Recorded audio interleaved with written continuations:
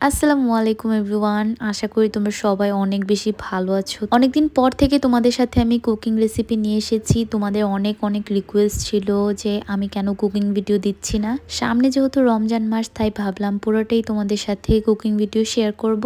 আজকে আমি বাসায় বানিয়েছি চিকেন কোরমা, যেটা আমার খুবই পছন্দের, তো ভাবলাম তোমাদের সাথে শেয়ার করি। তার জন্য আমি শুরুতে একটি প্যানে অল্প কিছু পরিমাণ তেল দিয়েছি এবং তার সাথে সামান্য পরিমাণ ঘি দিয়েছি। তোমরা ঘিটা অবশ্যই ব্যবহার করবা, একটা ভালো ফ্লেভার আসবে।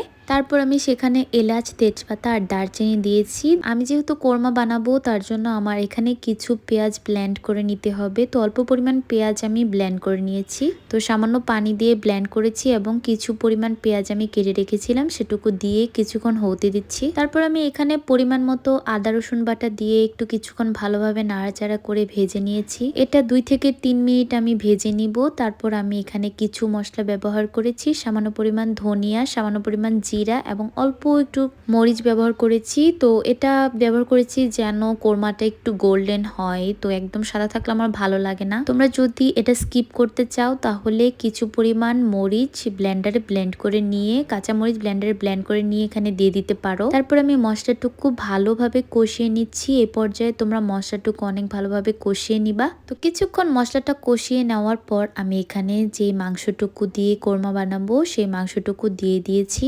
তো মাংসটুকুর সাথে মশলাটুকু অনেক সুন্দর করে কষিয়ে নিয়েছি। এটা একটু সময় নিয়ে করবা আর চুলার আঁচটা একটু কমিয়ে রাখবা। তারপর ভালোভাবে সুন্দরভাবে মশলাটুকু কষিয়ে নেওয়ার পর এখানে আমি সামান্য পরিমাণ পেস্তা বাদাম দিয়েছি, তোমরা ভিডিওতে দেখতে পারছো।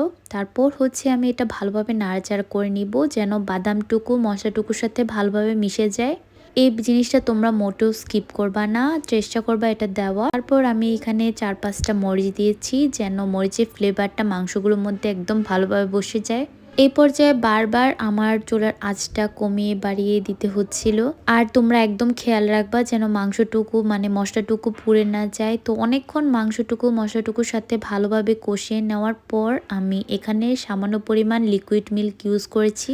তো এখানে আমি গরুর দুধ দেইনি, তোমরা যদি গরুর দুধ দাও অবশ্যই জাল দিয়ে নিতে হবে। এখানে আমি পাউডার দুধ ইউজ করেছি, যেটা আমি প্রথমে একটি বাটিতে গলিয়ে নিয়েছি যেন দলা পেকে না যায়। তো পাউডার দুধ দেওয়ার পর আমি এখানে সামান্য একটু জিরা দিয়েছি এবং ভালোভাবে একটু পরপর নাড়াচাড়া করে দিচ্ছিলাম। যেহেতু এখানে দুধ দিয়েছি তাই ভালোভাবে নাড়াচাড়া করে দিয়েছি, না হলে পুড়ে যেতে পারে।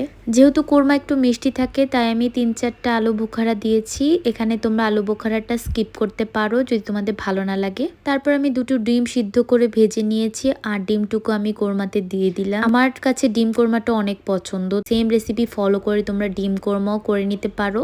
এই পর্যায়ে সামান্য একটু চিনি দিয়ে দিতে হবে আর লবণের পরিমাণটা তোমরা বুঝে দিবা। লবণের পরিমাণ যদি বেশি দাও তাহলে কোরমাটা একদমই খাওয়া যাবে না। মাংসটুকু আমার অলমোস্ট হয়ে গেছে। অন্য সাইডে আমি কিছু পেঁয়াজ বেরেস্তা করেছিলাম, তো বেরেস্তাটুকু আমি দিয়ে দিলাম। এই তো ঝটপট কোরমা রেডি। রমজানে কোন রেসিপিটা চাচ্ছ আমাকে অবশ্যই জানাবা, তাহলে আমি সেটা তোমাদের সাথে শেয়ার করার চেষ্টা করব। আজকে ভিডিওটা এ পর্যন্তই। আল্লাহ হাফেজ।